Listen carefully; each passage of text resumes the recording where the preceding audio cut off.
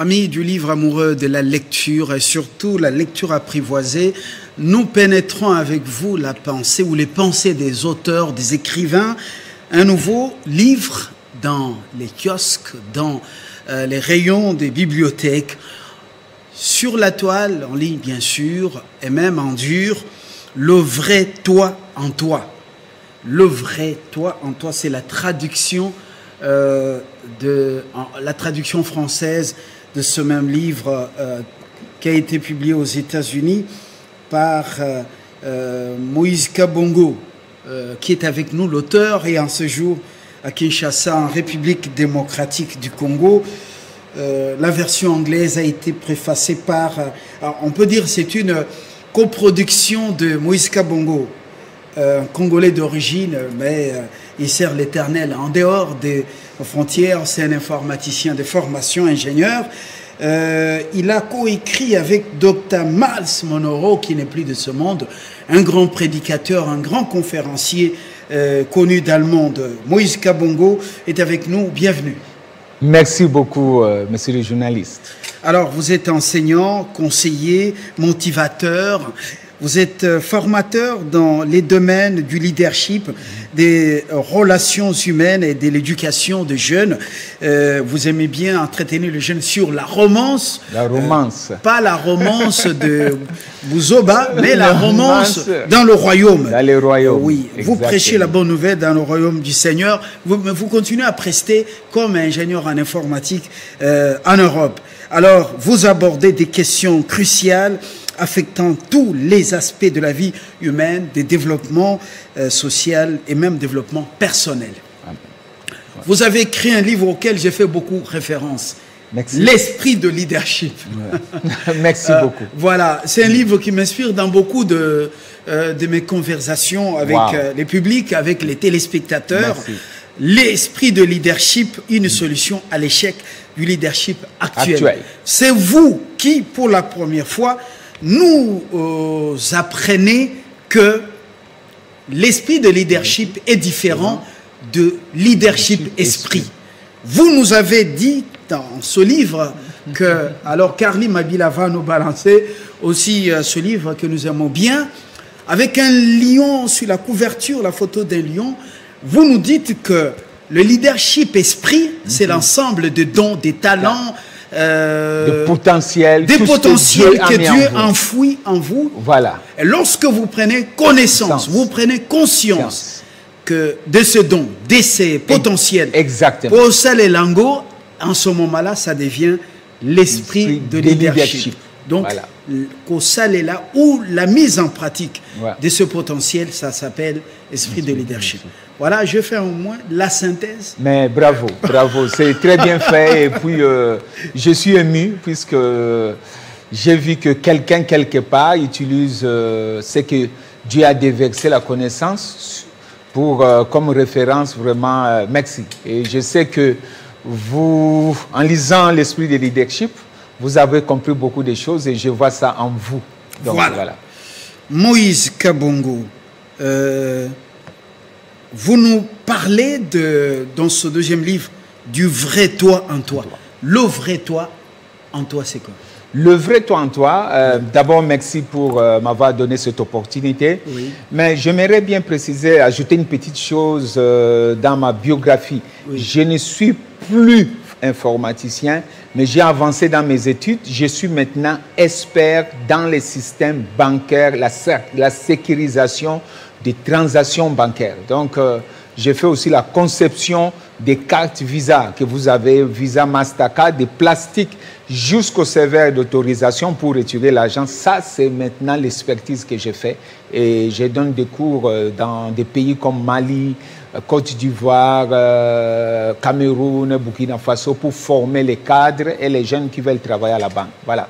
Le vrai toi en toi. Vous, pendant les formations supplémentaires, vous avez basculé dans ce domaine qui est crucial. Il semble que les banques perdent autant de milliards chaque année et chaque jour à cause des hackers ou des cybercriminels. Oui, à part cybercriminels, il y a aussi la corruption. Donc voilà, donc on peut, avec nos systèmes, on peut bien stopper la corruption, spécialement dans les pays africains. Voilà.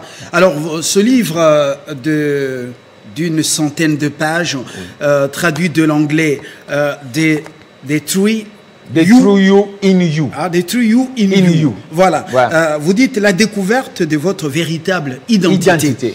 Alors, qu'est-ce qui vous a poussé à écrire ce livre? Bon, le livre est la continuité de l'esprit de leadership. Vous avez bien dit la distinction entre le leadership esprit et l'esprit de leadership. Quand vous découvrez que vous avez du potentiel en vous, vous allez comprendre que vous n'avez pas besoin que le gouvernement fasse quelque chose pour vous. Vous allez comprendre que vous ne devrez pas sortir de l'université et attendre de trouver du travail. Vous allez maintenant travailler sur votre potentiel. Malheureusement, dans l'actualité actuelle, ou bien la formation, l'éducation de nos écoles, on ne fait pas, on n'aide pas les jeunes ou des étudiants à découvrir leur propre identité qui est enfouie en eux. Ce n'est pas à l'extérieur, c'est enfoui. Alors que le vrai bonheur, c'est quand vous découvrez qu'est-ce que vous avez comme potentiel. Et c'est ça qu'on appelle travail. Si vous travaillez pas, si vous êtes dans un travail, bien dans un domaine où vous n'utilisez pas votre potentiel, vous faites ce qu'on appelle de petits boulots. En anglais, c'est job. Et job signifie just over broke. Donc, juste au-dessus de la moyenne. Alors, il faut le dire en passant que vous comprendrez, pendant sa formation philosophique et théologique, il est passé par plusieurs pays, jusqu'à atterrir dans le monde anglo-saxon. Voilà. Je massacre un peu le... L'anglais a beaucoup l'anglais influencé. Allemand, donc, voilà. Mais Lingala et Vanda, il est resté vraiment... Mwana Bonsomi, il a étudié au collège Bonsomi. Mais l'anglais a un peu détourné son français. Nous revenons à ça, la découverte de votre véritable identité.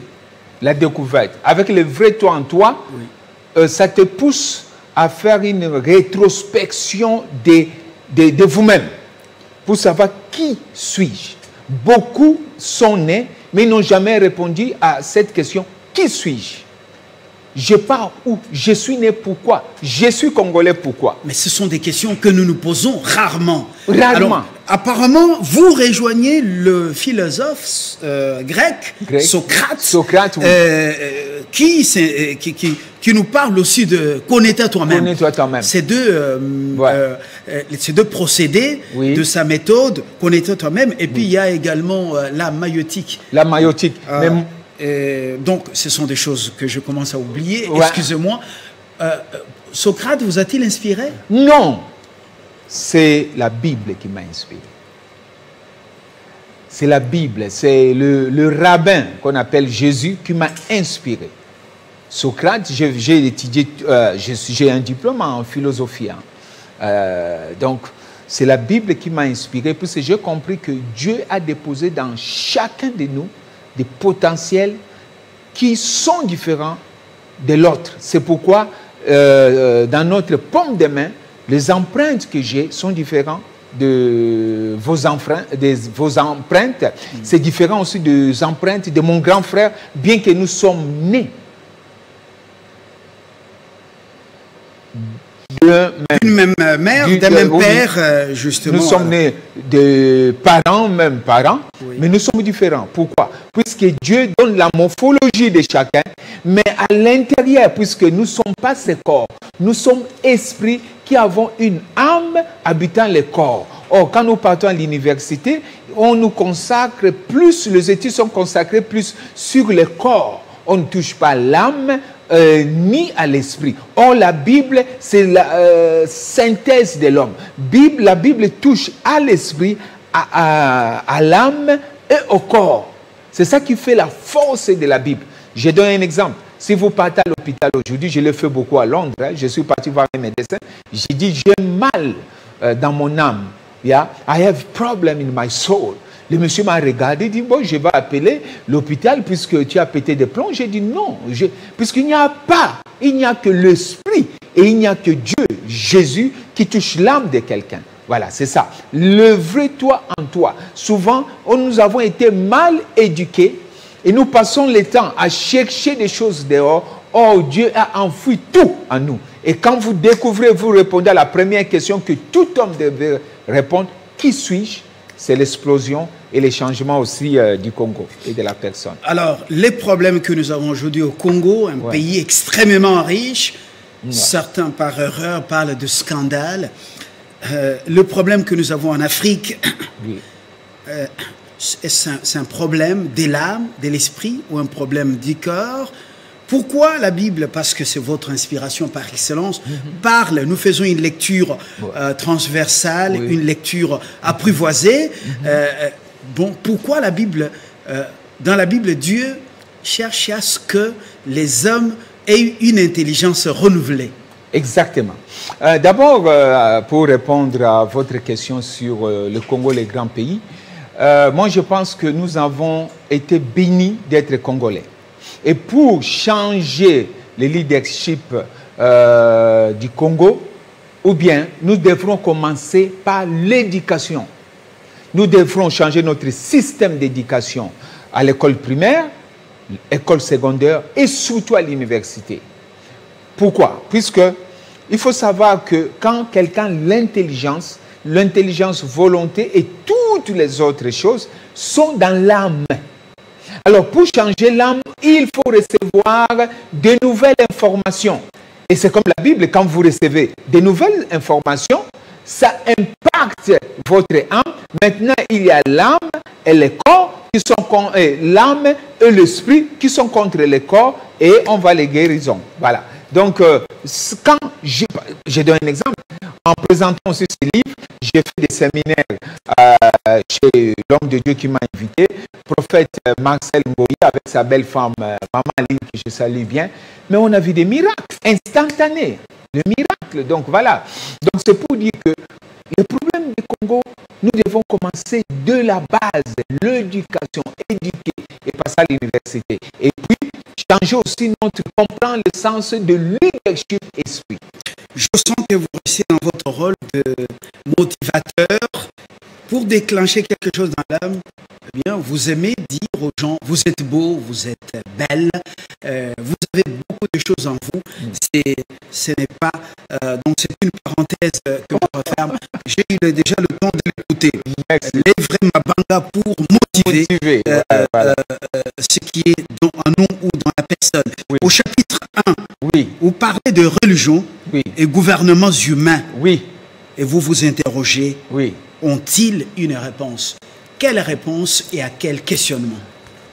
Réponse aux problèmes des êtres humains sur la terre. Parce qu'il ne faut pas oublier que la religion est dangereuse. Excusez-moi.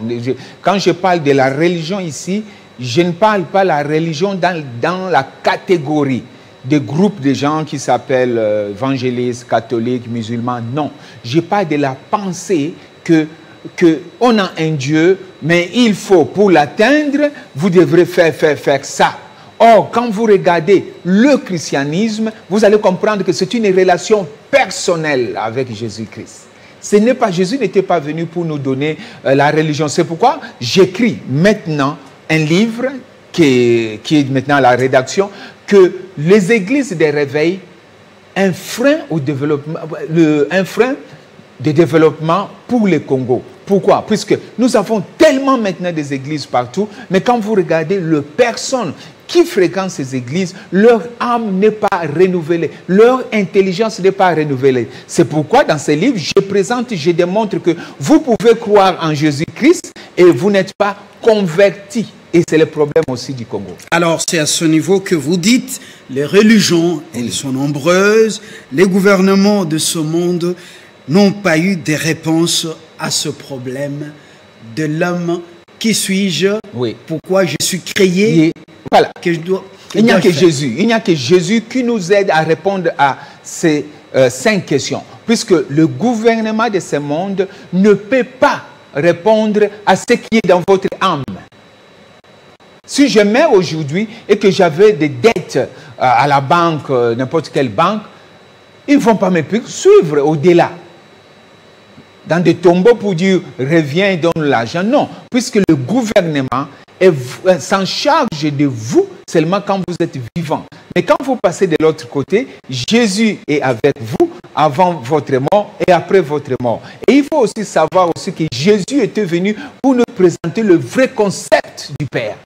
Le vrai concept du Père. Et le vrai concept du Père, c'est l'image que nous incarnons. Nous sommes le vrai Dieu dans nous.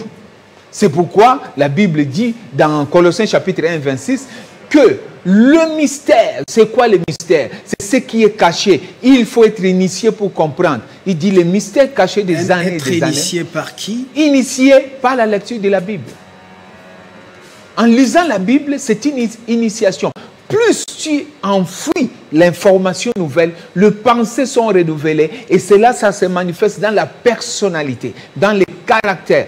Mais malheureusement, on ne lit pas et ce que nous lisons n'est pas à notre avantage.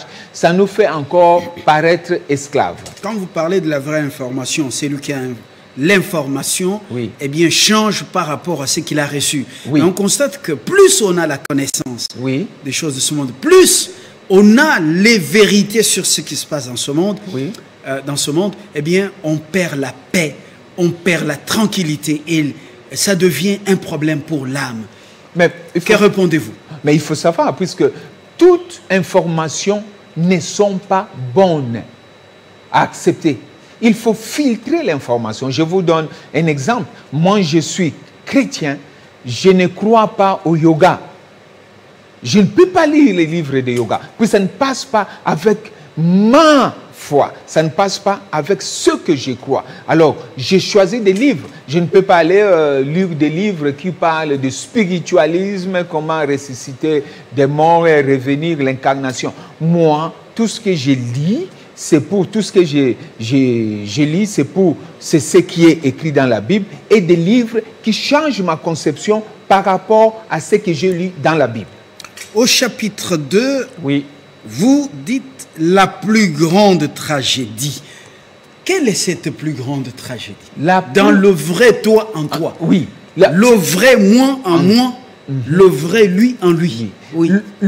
La plus grande tragédie aujourd'hui, puisque les gens n'ont jamais découvert qui ils sont et quels sont les potentiels que Dieu a enfouis, cachés en eux, et ils volent au monde ces potentiels, ils meurent. C'est pourquoi je dis, la mort n'est pas une tragédie, mais ce qui est tragédie, c'est quand vous n'avez pas donné à ce monde le potentiel que Dieu a déposé en vous. C'est ça la plus grande tragédie. Mais avant d'aborder ce chapitre, oui, à la 12e page, oui, vous introduisez ce chapitre en disant « Vous n'êtes jamais trop vieux pour établir un nouvel objectif oui, et ou rêver un nouveau rêve. » Ça signifie quoi? C'est un peu philosophique, là. Mais c'est philosophique aussi, c'est dedans, c'est philosophique. On n'est jamais trop vieux, puisque les gens aujourd'hui, mais ça c'est les défauts de l'éducation que nous avons aujourd'hui dans le monde. On vous dit que quand vous sortez de l'école, vous avez à tel âge jusqu'à ce que vous preniez la retraite. Mais quand vous lisez la Bible, il n'y a pas de retraite dans la Bible. Pourquoi? Puisque Dieu est vivant, c'est Dieu qui a déposé le potentiel, et ce potentiel, même à 80 ans, vous pouvez développer ce potentiel et continuer à travailler. Mais nous avons été mal formés. Il faut rééduquer les gens. Donc la retraite n'existe pas dans la Bible. Donc on ne peut pas prendre sa retraite? La retraite n'existe pas dans la Bible. Pourquoi? Ce qui change, c'est-à-dire si je suis vieux, tout ça, je peux continuer à servir Dieu, mais à travailler sur mon potentiel. Je vais prendre congé d'un service qu'on m'a donné, mais le potentiel, je ne prends pas congé. Et aujourd'hui, les gens disent, j'ai fini ma retraite, j'ai travaillé, et ce qui est grave, ils travaillent dans une compagnie pendant 30 ans, et quand vous partez à la retraite, on vous fait cadeau d'une petite montre qui ne coûte que $10. Quelle tragédie. Mais l'exemple que vous venez de donner semble contraster avec cette déclaration que vous faites. L'une des plus grandes tragédies de la vie est de regarder un potentiel qui meurt inexploité. Nous sommes à la page 16. Inexploité. Monsieur Fabin, vous êtes là, vous avez du potentiel en vous. Aujourd'hui, vous êtes journaliste parce que vous êtes parti à l'école et c'est ça que nous en anglais on appelle skill. Donc, quand je vous vois, comment vous évoluez, comment vous présentez les choses. Pour vous, ce n'est plus le skill, ce n'est pas les talents que vous avez appris à l'école des journalistes. Mais vous avez en vous, avant d'être journaliste, depuis l'enfance, Dieu avait déposé l'art de bien parler, l'art de bien vous exprimer. Ça, c'est ça le potentiel. Nous devrons normalement envoyer nos enfants à l'école pour développer leur potentiel et non pour aller prendre le talent. Beaucoup de gens sont dans des postes, dans des travaux qui ne coïncident pas avec leur potentiel. C'est pourquoi quand le week-end arrive, ils sont contents, ils disent « Waouh, c'est le week-end ». Et le lundi, ils sont déjà fatigués avant d'aller dans le boulot. Donc, ils ne sont pas dans leur travail. Quelqu'un va au travail même triste. Triste, puisqu'ils ne sont pas dans leur potentiel.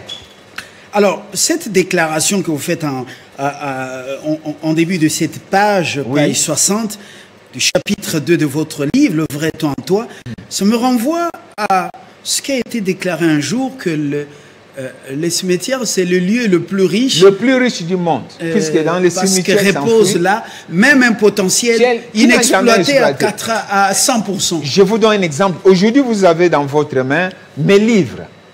Il y a quelques années, c'était déjà en moi. Et je vais dire aux Congolais que Dieu ne fait aujourd'hui là, Dieu ne fait aucune chose. Tout est déjà accompli par Dieu. Mais ce sont les choses que beaucoup d'églises n'expliquent pas. Donc, vous avez mes livres. Si je ne découvrais pas mon potentiel que je peux écrire, je peux parler, je peux expliquer, je peux aider les gens à découvrir leur identité, vous ne devrez jamais avoir l'esprit de leadership et le vrai toi en toi dans vos mains. Nous faisons une lecture apprivoisée. Permettez-moi de vous poser cette question à un moment qui gêne. Pourquoi les prêtres vont-ils au cimetière la nuit? Pour aller puiser le potentiel de ceux qui sont morts sans l'avoir exploité? Non. Ça n'a rien à voir là-dessus. S'ils partent au cimetière la nuit, je ne sais pas pourquoi. Donc voilà. Mais moi, je sais que le cimetière est la place la plus riche au monde, puisque là-dedans, le potentiel. Si le Congo est un grand pays, vous venez de dire que c'est scandale géologique. Pour que le Congo avance, nous devrons changer notre manière de faire des choses et d'éduquer nos enfants en leur aidant à découvrir leur potentiel et puis à devenir le vrai toi en toi. Oui. Quand on avance un peu, maintenant cette fois-ci c'est une lecture en kangourou, à la page pratiquement 24, mais bien avant vous dites les faits. Chaque chapitre est précédé par une déclaration. Les faits vous montreront toujours vos limites, tandis que la foi vous conduira en permanence vers l'infinitude de Dieu. Je vois l'infinitude d'un néologisme pratiquement ou quoi? Voilà, ça signifie quoi ce que vous déclarez? C'est l'expérience. Et l'expérience vous limite. Ce n'est pas puisque j'ai fait... Souvent, Dieu nous a mis dans le temps, dans l'espace qu'on appelle temps, pour nous aider à nous développer graduellement. Mais nous, on pense que ce que j'ai vécu, c'est ça ma personne. Non. La Bible dit, ce que vous avez vécu est temporaire. Puisque en vous, il y a du potentiel. Crois seulement à celui qui t'a créé. Il a mis du potentiel en vous. Et vous allez aller au-delà de vos expériences. Et les faits, c'est temporaire. Ce n'est pas puisque il y a les faits et que vous allez penser qu'il y a une réalité. Le fait peut être là, mais ce n'est pas une réalité. Après avoir présenté la plus grande tragédie, on a le potentiel, mais on meurt, il est inexploité. Eh bien, vous dites à la page, plutôt au chapitre 3, réjouis-toi de ton unicité. Unicité. On est unique. Mais aujourd'hui, les gens, comme ils ne savent pas que le vrai toi en toi est en eux, ils veulent être comme Fabien. Moi, je ne peux pas être comme Monsieur Fabien. Non, vous êtes unique. Dieu nous a créés dans l'unicité.